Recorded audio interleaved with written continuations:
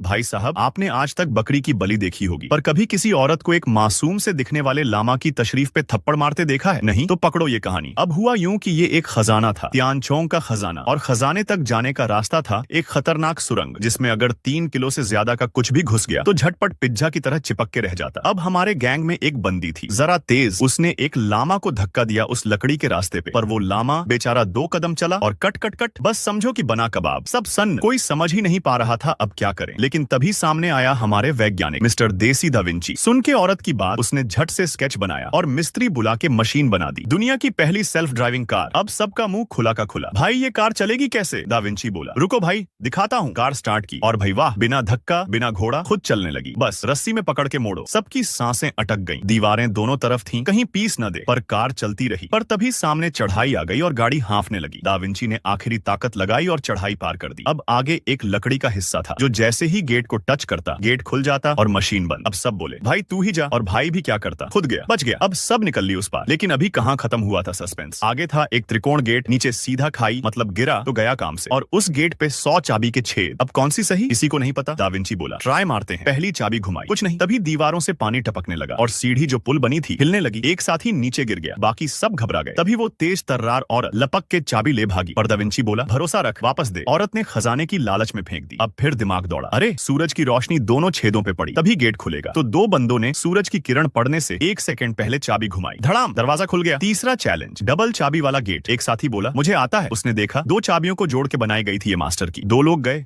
घुमाई, पर फिर भी गेट हिला नहीं। अब दा विंची ने देखा, अरे सामने खिड़की से सूरज की रोशनी आनी चाहिए। तो जैसे ही रोशनी आई, दोनों ने एक साथ चाबी घुमाई, खुल गया गेट। अब पहुंचे अंदर एक बड़े गुफा में, जहां रखा था एक पत्थर का ताबूत। दा विंची बोला बस यही है खजाना, लेकिन अगर अब खजाना दे दिया आदिवासियों को तो वो हमें ही निपटा देंगे। अब पीछे खाई, आगे खतरा। दा विंची ने फिर निकाला अपना ब्रह्मास्त्र, पैराशूट का डिजाइन। रस्सी, कपड़ा उठाओ, बनाओ छतरी और तैयार हो जाओ उड़ने को। उधर साथी ताबूत खोलने लगे, पर न खुला। तभी देखा कुछ चुंबकीय बॉल जमीन पर पड़ी थी, लगा दिए ताबूत में, कुछ नहीं। तभी दा विंची को याद आया मोनालिसा की पेंटिंग में पीछे पुल पे 2 नंबर छुपे थे, 7 और 2। बॉल को उसी पैटर्न में रखा, खटका, ताबूत खुला, अंदर से निकला बोलने वाला पुतला टाइप खजाना। लेकिन भाई आदिवासी पहुंच गए। दा विंची बोला अब या तो उड़ो या मरो। सबने छतरी उठाई और धड़ाम से कूद पड़े खाई में। और क्या स्टाइल था, कपड़ा फैला, सब हवा में तैरने लगे। दा विंची अपने खजाने के साथ जिंदा बच निकला और इस बार अगली एडवेंचर की तैयारी में लग गया।